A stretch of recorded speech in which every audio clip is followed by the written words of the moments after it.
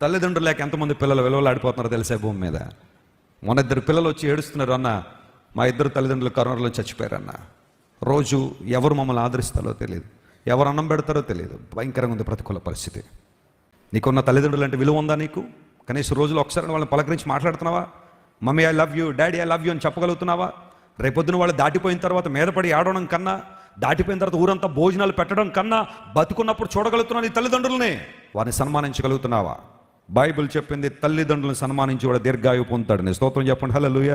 మా mummy daddy మాకు ఏం చేయలేదండి. ఏం చేయాలి? నీకు జన్మ ఇచ్చారు, చాలు. అది నువ్వు బతకడానికి ఈ లోకంలో ఎంతవరకు నిన్ను పెంచలేదా తల్లిదండ్రులు?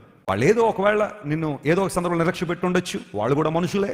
ఏదో ఒక సందర్భంలో నిన్ను పట్టించిపోయి ఉండొచ్చు. అది మనసులో పెట్టేసుకుని నా తల్లిదండ్రులు నాకు ఏం చేయలేదండి నీ ఎదురు తిరుగుతావా? నీకు జన్మనిచ్చారే, ఈ భూమి మీద నువ్వు బ్రతకడానికి అవకాశం ఇచ్చారే. ప్రేమించు తల్లిదండ్రులని. బలహీనతలు బహుశా అందరిలో ఉండొచ్చేమో. Let's love, ప్రేమిద్దాం.